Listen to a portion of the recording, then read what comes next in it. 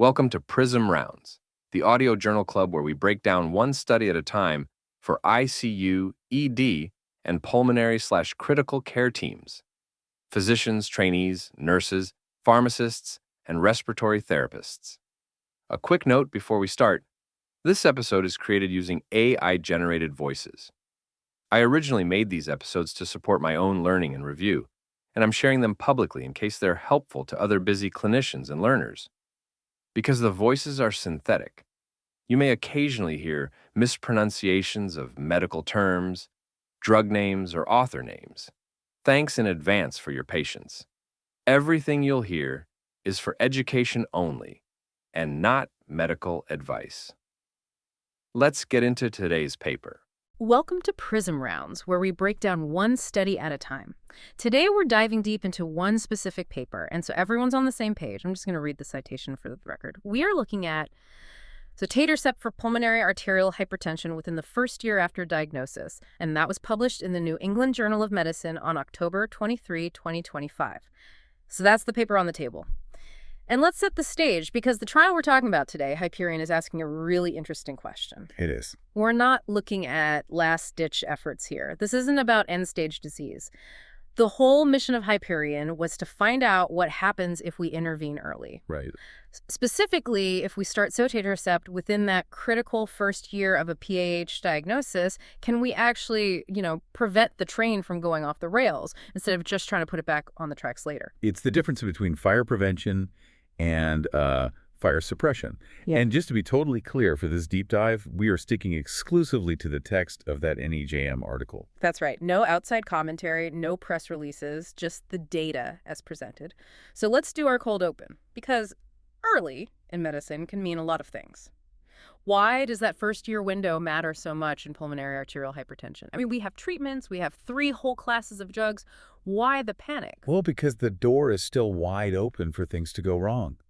To really get it, you have to understand that PAH isn't just, high blood pressure in the lungs. Right. If it were just about pressure, vasodilators would be a cure, and they're not. PAH is a disease of progressive vascular remodeling. Okay, paint a picture for us. What does remodeling actually look like inside the lungs? Imagine the tiny arteries in the lungs are like flexible little straws. Yeah. And PAH, the cells that line those straws, the smooth muscle cells, the endothelial cells, they just start to grow out of control. They proliferate. Exactly. The walls of the straws get thicker and thicker. We sometimes call it onion skinning because it's just layer upon layer of abnormal growth. So the lumen, the actual space for blood to flow through, just gets squeezed shut. It gets choked off. And the right ventricle of the heart, which is this kind of low pressure pump, suddenly has to work against this massive resistance. It gets bigger, it gets weaker, and eventually it fails. And our current standard treatments, where do they fit in? Our current drugs, Yeah. your ERAs, your PDE5 inhibitors, prostacyclins, they mostly work by relaxing that smooth muscle. They're vasodilators. So they're trying to widen the rusty pipe. Exactly. They can widen it temporarily, which helps, but they don't necessarily stop the rust from forming. The underlying cell growth continues. So the idea with HYPERION is, if you can get in there in that first year, before the damage is totally entrenched, maybe you can actually change the course of the disease. It's the time is tissue concept, but for the pulmonary vasculature. It is. And this trial is putting a very specific, very powerful number to that idea. All right, so let's get to it. You've dug into the paper. Give us the headline number. Hook us in before we get lost in the methods. Okay, the number to remember for this whole discussion is the hazard ratio. It was 0.24. 0.24. 0.24. For the primary endpoint of clinical worsening. Wow. In most trials I cover, we get excited about a 0.8. A 0.75 is a blockbuster. 0.24 is? That's almost unheard of. I mean, it implies a 76% reduction in the risk of having a clinical worsening event if you add Sotatercept to standard therapy. 76%. Okay, that's not a subtle effect. That's a sledgehammer. It's a shout. It tells you that, at least in this group, the drug did something profound. Okay, let's talk about this group, because that's always the key, isn't it? So my first big question is, who exactly did they enroll, and how early was early PAH here? This is so important. They were very specific. They took adults with WHO Group 1 PAH who were diagnosed less than 1 year prior to screening. Less than a year. What was the average time? Were these people diagnosed yesterday? No, and that's a good point. The mean time from diagnosis was about 7 months. So these are people who've had the diagnosis, they've started on their initial therapies, and they've been living with it for a bit. They're early, but they're not brand new. And functionally, what kind of shape were they in? They were all WHO functional class 2 or 3.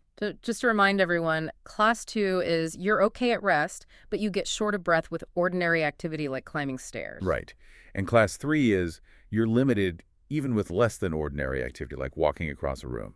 So they were symptomatic. They weren't class 4, which is breathless at rest, but they were definitely feeling the disease. Okay, so symptomatic, diagnosed within the last year. What else? This is the really clever part of the design. They had to be at intermediate or high risk of death. Ah, so they weren't just taking the most stable, low-risk patients. No, absolutely not.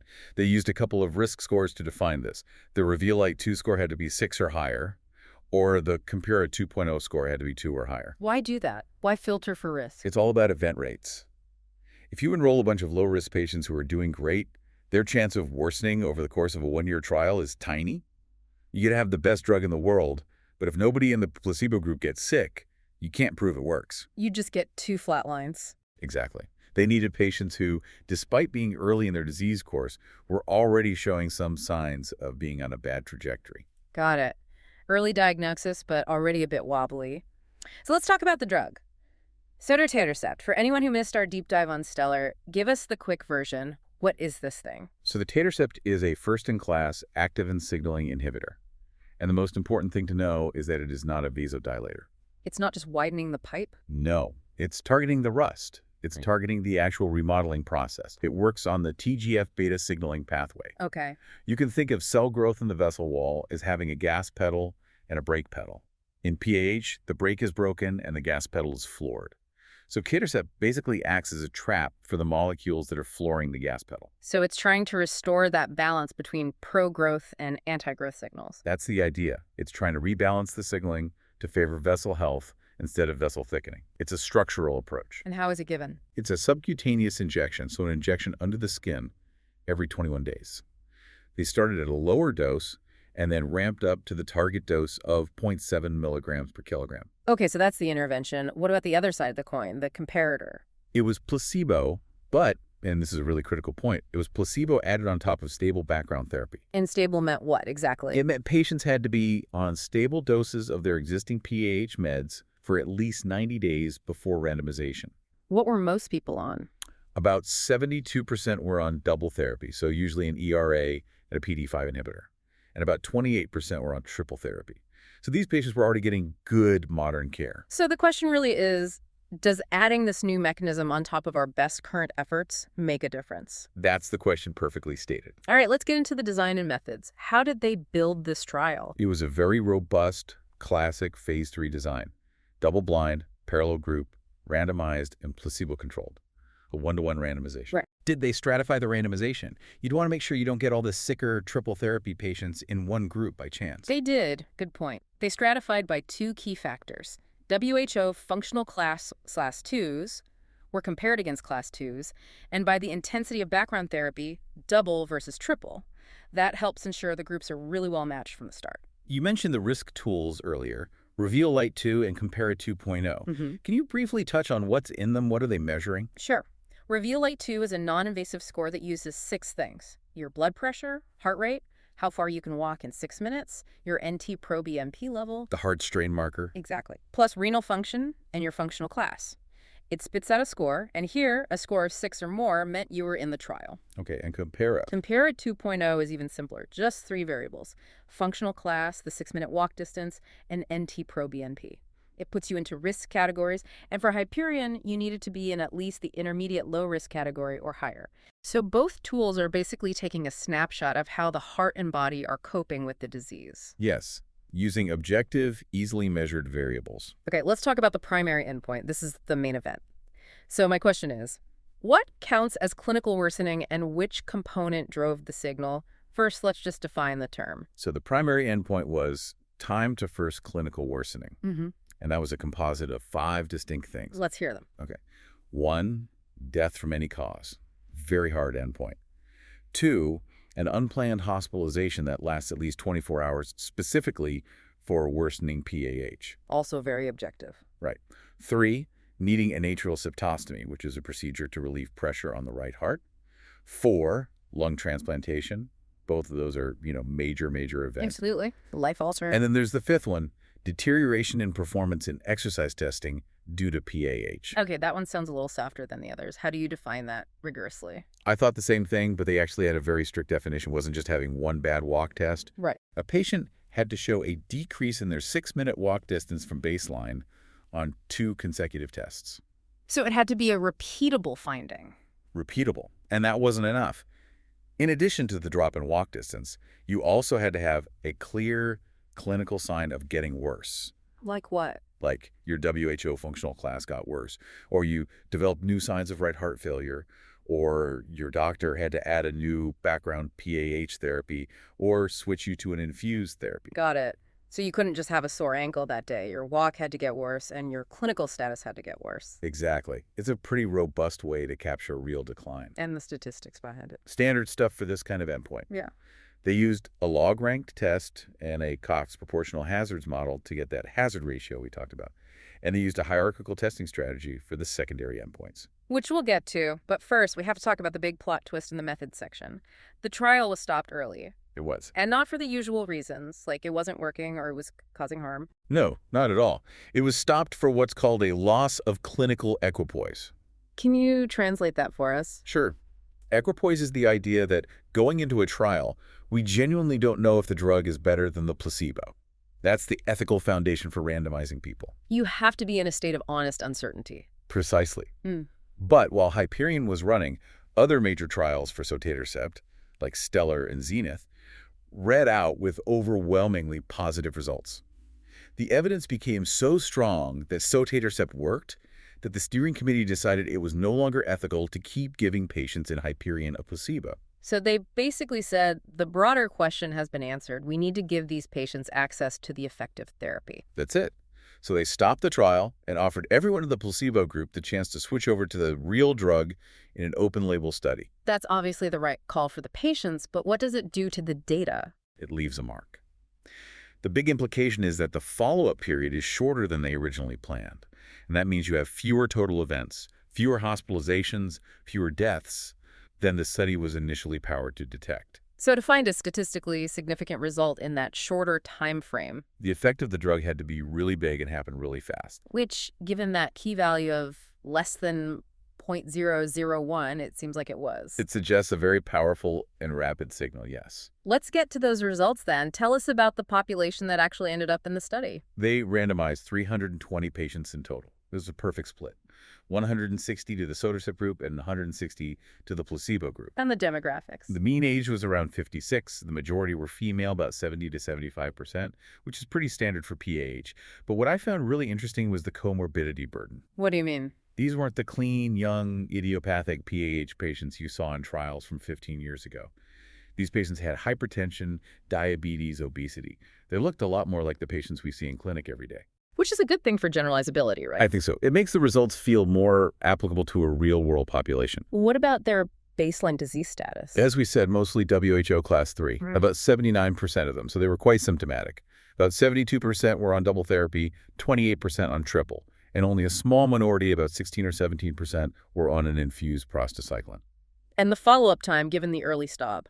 The median follow-up for the whole trial was 13.2 months. It was a little different between the groups just because of when events happened. Yeah. It was 14.6 months in the Sotatercept group and a bit shorter, 11.5 months in the placebo group. Okay, let's circle back to that stunning primary outcome. We teased the hazard ratio of 0.24. Give us the absolute numbers. How many people had an event? So a primary endpoint event happened in just 17 patients in the Sotatercept group. That's 10.6%. 10%. Okay. In the placebo group, it was 59 patients. That's 36.9%. Wow.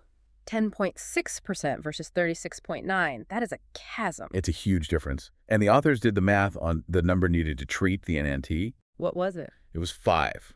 You would need to treat 5 patients with Sotatercept for 1 year to prevent one clinical worsening event. An NNT of 5 is... That's incredible. For a chronic disease, that's just a massive effect size. It's in the Hall of Fame, for sure. So now let's get to the second part of my question. We know what was in the clinical worsening bucket. What actually filled it up? Which component drove that signal? This is the most important part of interpreting that result. By far, the biggest driver was deterioration in exercise testing. The fifth component. Yes. That specific, rigorously defined event occurred in only 8 patients on Sotatercept, so 5%, compared to 46 patients on placebo. That's 28.8%. So nearly a third of the placebo group who were on good background therapy still got significantly worse in their functional capacity over the course of a year. That's right, and Sotatercept largely prevented that. The next biggest driver was unplanned hospitalization for PAH.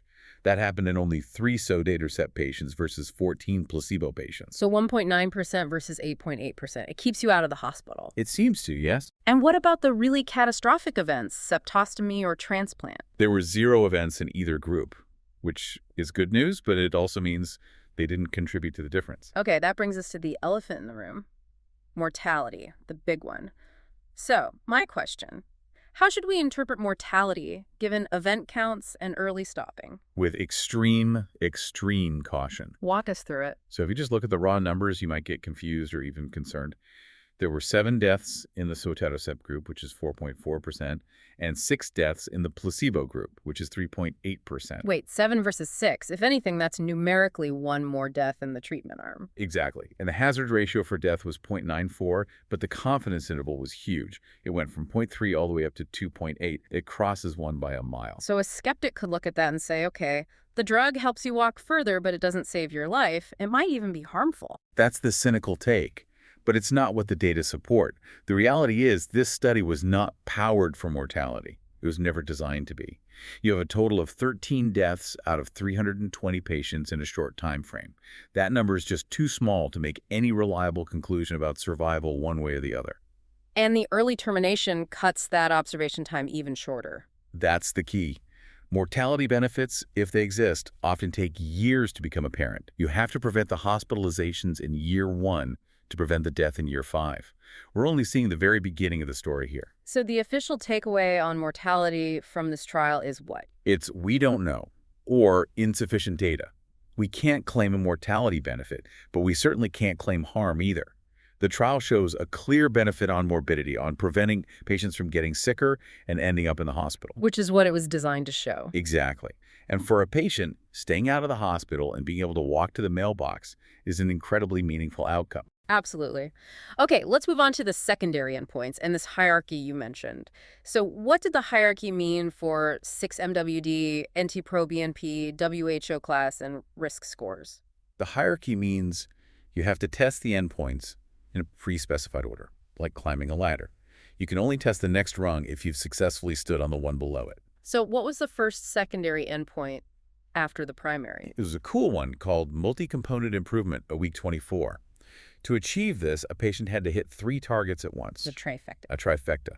They had to improve their 6-minute walk distance by at least 30 meters, improve their NT or proBNP, and DB in WHO functional class 1 or 2. So I walk better, my heart is less strained, and I feel better. Pretty much. And they hit that one. 29.4% of Sotatercept patients achieved it versus just 14.6% of placebo patients. Okay. Statistically significant. Okay, so rung number 1 cleared. What was next? Next was achieving a low-risk score on the Reveal Light 2 scale at week 24. Basically, did the drug move patients into the safe zone? And did it? It did. 60.1% on Sotatercept got to low risk versus 47.9% on placebo. Also significant. Okay, 2 for 2. Next rung. The next rung was achieving a low simplified French risk score at week 24. Yeah. And that's where they slipped. The difference wasn't large enough to meet the pre-specified statistical threshold for superiority. So the chain was broken. The chain was broken. And because of the hierarchy rules, every endpoint that came after that one, like the change in NT-proBNP by itself, or the change in walk distance by itself, is considered reported but not formally tested. Which means we can look at the numbers, but we have to be careful not to overstate their statistical certainty. Exactly. We describe them, we don't declare victory on them, but they're still really interesting biologically. So let's look at those descriptive results. What happened to NT-proBNP? The median change for Sotatercept was a drop of about 199. For placebo, it was a drop of just 10. So a 200-point drop in BNP versus basically no change, that certainly feels like a real effect. It suggests a significant reduction in right ventricular wall stress. It's a very encouraging sign. What about the 6-minute walk distance on its own? The median change was an improvement of about 29 meters for Sotatercept versus an improvement of about 16 meters for placebo. That's interesting. I seem to remember the walk distance improvement in the Stellar trial was bigger, something like 40 meters. Why would it be less here? That's a fantastic observation. And you also have to notice that the placebo group improved. They got better by 16 meters. Right. Why did that happen? Because in Stellar, you had patients with long-standing advanced disease. Their background therapy had probably done all it was going to do. But in HYPERION, these are early patients who had only started their standard therapies about 7 months ago. Those drugs were still kicking in. Ah, so the placebo group was still on an upward trajectory from their initial treatment. Exactly. So Sotatercept wasn't being compared to a flat line. It was being compared to a group that was already getting better, which in some ways makes the additional 13-meter benefit on top of that even more notable. That makes perfect sense. Okay, let's switch gears to safety. What safety signals change counseling and monitoring? The safety profile was very consistent with what we've seen in other Sotatercept trials. Adverse events were common in both groups, around 90%, but the types of events were different. So there's a clear Sotatercept signature of side effects. There is, and it's all related to its effect on blood vessels. The two big ones you need to talk to patients about are epistaxis and telangiectasia. Nosebleeds and spider veins. Exactly. Nosebleeds were seen in almost 32% of Sotatercept patients, compared to just 7% in the placebo group. Telangiectasias were seen in 26% versus 11%. Why does that happen? It comes back to the mechanism. When you start messing with the TGF-beta pathway, which is fundamental to how blood vessels are built and maintained, you can get these fragile, dilated small vessels on mucosal surfaces and the skin. Is it dangerous? For most, it's a nuisance, but you have to take it seriously. Overall bleeding events were higher, 41% versus 16%. And while serious bleeding was rare, it was numerically a bit higher in the Sotatercept group, 3.8% versus 1.9%. This is something to watch. What else? What about blood counts? Yes, hemoglobin. You have to monitor the CBC. About 11% of Sotatercept patients had an increase in their hemoglobin, compared to just 1% of placebo patients. And the mechanism there. The signaling pathway Sotatercept inhibits. The activin pathway normally acts as a brake on red blood cell production. So when you block that brake, The bone marrow gets a signal to make more red cells. that's right. For most patients, this isn't a problem, but you have to monitor to make sure it doesn't lead to polycythemia or overly thick blood. It's manageable with dose adjustments, but it's not a set-it-and-forget-it drug. Did these side effects cause people to stop taking the drug? Very few, actually. Only 3.1% in the Sotatercept group discontinued because of an adverse event, compared to 0 in the placebo group, which tells you that, for most patients, the benefits they were feeling likely outweighed the nuisance of the side effects. Okay, let's put it all together in our limitations and interpretation section. We've talked about the early stop. What's the biggest reason not to overgeneralize these results? For me, the biggest question this trial doesn't answer is the first-line question. Explain that. Every single patient in this trial was already on stable background therapy for at least 3 months. So this study provides powerful evidence for Sotatercept as an early add-on therapy. But not as an initial upfront therapy. Exactly. We have no data from HYPERION to say you should start Sotatercept on day 1 of diagnosis, either by itself or with other oral meds. The evidence-based approach from this trial is get your patient diagnosed, start them on standard double or triple therapy, and then, if they are still intermediate or high risk, add Sotatercept within that first year. That's a really important nuance for practice. What other limitations stood out? Well, the early stop also meant that not everyone had reached the week 24 time point for those secondary endpoint analyses, which required some statistical imputation for missing data. Okay. And one other thing that was a bit of a shame were the patient-reported outcomes.